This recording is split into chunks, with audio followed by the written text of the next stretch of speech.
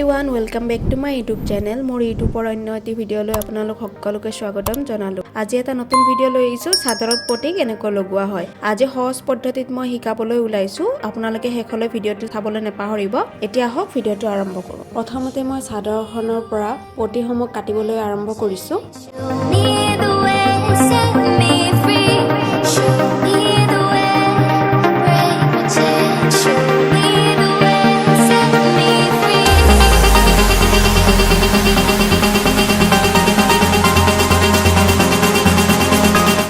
এনেকৈ মই সাদৰৰ পটিটো কাটি ললো। এতিয়া সাদৰৰ দুটা পটি জইন লগাবৰ বাবে মই দুটা পটি লৈ ললো। তাৰ পিছত মই ফুল থকা ফালে দুটা পটি মিলাই সমানে দুটা একে ঠাইত মিলাই চিলাই এটা লগাই দিম যাতে বেকাটেৰা নহয়, কাৰণ তেতিয়া পটিটো লগোৱাত বহুত প্ৰবলেম হ'ব, কুচ খাব। তো এইটো আপোনালোকে সাৱধানকৈ আগতে চিলাই লোৱাৰ আগতে আপুনি পিন লগাই মোৰ দৰে চিলাই লগাই ল'ব পাৰিব। এতিয়া সেম পদ্ধতিত মই তিনিটা পটি চিলাই ল'ম। যেহেতু সাদৰৰ এফালে তিনিটা পটিৰ প্ৰয়োজন হয়, মই এতিয়া তিনিটাই চিলাই লৈছো।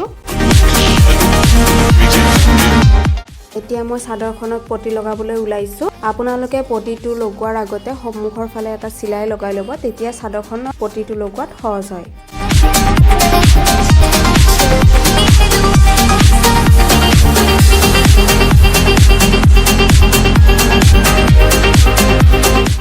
আপোনালোকক দেখুৱা ধৰণে এনেকৈ চিলাই কৰি ল'ব, তেতিয়া পটিটো কোচ খাই নাযাব আৰু লগতে চিলাইটো পাৰফেক্ট হ'ব।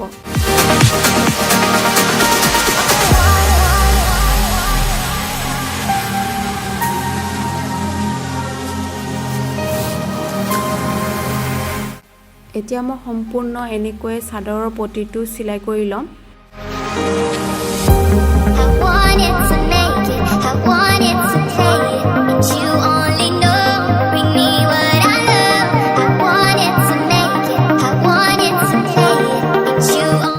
আপোনালোকে ইউটিউব চেনেলটো সাবস্ক্ৰাইব কৰি ল'ব। মই যিমান পাৰো আপোনালোকৰ বাবে নতুন নতুন ভিডিও লৈ আহিবলৈ চেষ্টা কৰিছো। লগতে কাষত থকা বেল আইকনটো ক্লিক কৰি দিব, যেতিয়া নতুন ভিডিও আপলোড কৰা হ'ব সকলোতকৈ আগতীয়াকৈ নটিফিকেশ্যন পাই যাব।